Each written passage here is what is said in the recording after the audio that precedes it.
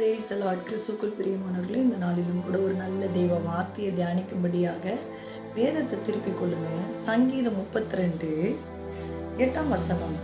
நான் உனக்கு போதித்து நீ நடக்க வேண்டிய வழியை காட்டுவேன், உன்மேல் என் கண்ணை வைத்து உனக்கு ஆலோசனை சொல்லுவேன் என்று கர்த்தர் சொல்லுகிறார். ஹல்லேலூயா. உனக்கு நான் போதிக்க இருக்கும் பொழுது நீ ஏன் கவலைப்படுற அப்படின்னு சொல்லி ஆண்டவர் இந்த நாளில் உங்களை பார்த்து கேள்வி கேட்குறாங்க.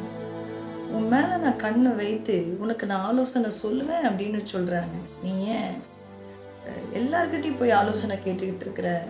ஒரு காரியத்தை செய்கிறதுக்கு உனக்காக நான் இருக்கிறேனே, நான் கொடுத்த வேத புத்தகம் இருக்குதே, நான் கொடுத்த இந்த வார்த்தைகள் இருக்குதே, உனக்காக ஆலோசனை சொல்லுகிறதற்கு நான் காத்திருக்கிறேன்னு சொல்லி ஆண்டவர் சொல்லுகிறாங்க. அவரிடத்துல போய் ஜெபம் பண்ணுங்க. உங்களுக்கு தேவையான ஆலோசனை அவர் தருவார். ஹல்லேலூயா. உன் மேலே கண்ணை வைத்து நான் உனக்கு என்ன செய்வேன்? ஆலோசனை சொல்லுவேன்றார். ஹல்லேலூயா. உன்னையே தான் பார்த்துக்கிட்டு இருக்கிறாராம். நீ எப்போ வருவ, நீங்கள் எப்போ வருவீங்க, அவர்கிட்ட எப்போ பேசுவீங்க, நீங்கள் எடுத்திருக்கிற இந்த பெரிய காரியத்துக்கு எப்போ நீங்கள் அவர்கிட்ட ஆலோசனை கேட்க வருவீங்கன்னு சொல்லி அவர் காத்து கொண்டு இருக்கிறார். உங்களுக்கு ஆலோசனை கொடுப்பதற்கு, உங்கள் வாழ்க்கையில் நீங்கள் வெற்றி அடைவதற்கு. நீங்கள் என்ன பண்ணுறீங்க தெரியுமா? நாம் என்ன பண்ணுறோம் தெரியுமா? அடுத்த வசனம் வாசிச்சு பாருங்க.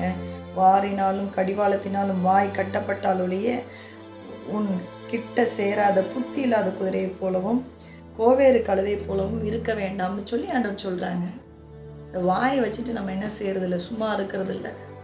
உங்கள் பிஸ்னஸ் ஆரம்பிக்க போகிறீங்க, அதில் ஒரு நல்ல பிளான் வச்சுருக்கிறீங்க, இல்லை ஏதோ உங்கள் வாழ்க்கை குறித்ததான ஏதோ ஒரு பிளான் வச்சுருக்கிறீங்க, இல்லை உங்கள் ஊழியத்தை குறித்ததான ஆண்டவர் தேவ திட்டத்தை பெருசாக கொடுத்துருக்கிறாரு.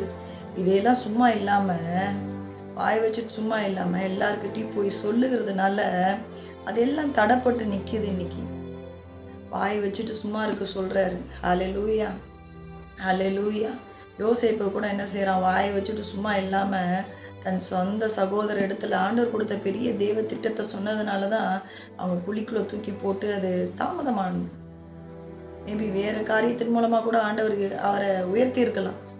தாமதமானதுக்கு காரணம் என்ன தெரியுமா? அவருடைய வாய் தான் காரணம். தரிசனத்தை, சில காரியங்களை, சில ரகசியங்களை நீங்கள் அடக்கி வைத்தாதான் ஆண்டவர் உங்களை உயர்த்த முடியும்னு சொல்லி கர்த்தர் சொல்லுகிறார். நீங்கள் ஆண்டவர்கிட்ட ஆலோசனை கேளுங்க. மனுஷர் இடத்துல கேட்காதீங்க. உங்களுக்கு சரியாக உதவி செய்ய மாட்டாங்க. தவறான ஆலோசனைகளை கொடுப்பாங்க. மனுஷர் இடத்துல கேட்டிங்கன்னா உங்கள் முன்னேற்றத்துக்கு தடையாக இருக்கிற எல்லா தவறான ஆலோசனைகளையும் உங்களுக்கு கொடுப்பாங்க. மனுஷர் இடத்துல ஆலோசனை கேட்காதீங்க. ஆண்டவர் இடத்துல கேளுங்க. வேதத்தை படித்து ஆலோசனை இதிலிருந்து பெற்றுக்கொள்ளுங்க. தேவனுக்கே மகிமை உண்டாவதாக. ஆமென்.